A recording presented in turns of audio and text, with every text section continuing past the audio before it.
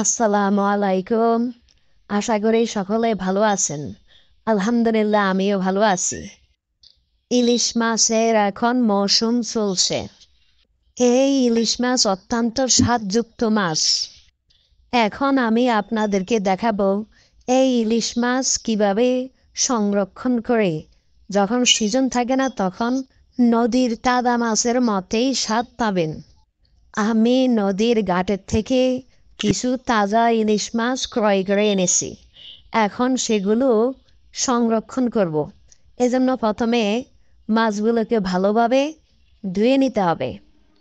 কানের ভিতরে ফুলকা পানি দিয়ে ভালোমতো পরিষ্কার করে নিতে হবে।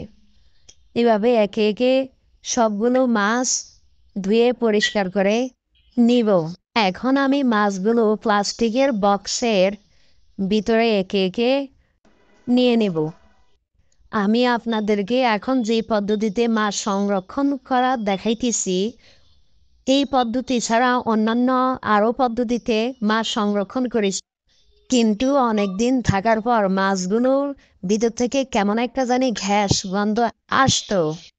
এখন আমি যেভাবে মাছ সংরক্ষণ করতেছি, আপনি যদি এভাবে মাছ সংরক্ষণ করেন তাহলে 1 বছর পরে মাছ যখন আপনি খাবেন তখন সেই নদীর তাজা মাছেরই স্বাদ পাবেন। এখন মাছগুলো বক্সের ভিতর নিয়ে নেব। সম্পূর্ণ মাছগুলো বক্সের ভিতর রাখার পর এখন পাত্রের ভিতরে পরিমাণ মতো পানি দিয়ে দেব। পানি এমনভাবে পাত্রের ভিতর দেব যাতে সমস্ত মাছগুলো পানির ভিতরে ডুবে থাকে। এখন বক্সটি ঢাকনা দিয়ে ভালোভাবে আটকিয়ে দেব।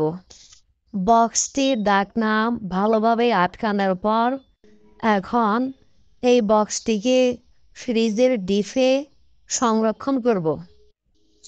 আমি যেভাবে ইলিশ মাছ সংরক্ষণ করেছি আপনারা এভাবে ইলিশ মাছ সংরক্ষণ করুন, এবং যখন সিজন থাকবে না তখন যখন খাবেন তখন নদীর সেই তাজা ইলিশের স্বাদ পাবেন। আমার ভিডিওটি যদি আপনার ভালো লেগে থাকে বেশি বেশি লাইক কমেন্ট ও শেয়ার করুন। আমার পরবর্তী ভিডিওটি আপনি পাওয়ার জন্য চ্যানেলটিকে সাবস্ক্রাইব করুন এবং পাশের বেল আইকনটি অন করে রাখুন যাতে আমি ভিডিও ছাড়ার সাথে সাথে নোটিফিকেশন পেয়ে যান। আপনি যদি এই কাজটি অলরেডি করে থাকেন আপনাকে অসংখ্য ধন্যবাদ। সবাই ভালো থাকবেন, সুস্থ থাকবেন। আল্লাহ হাফেজ।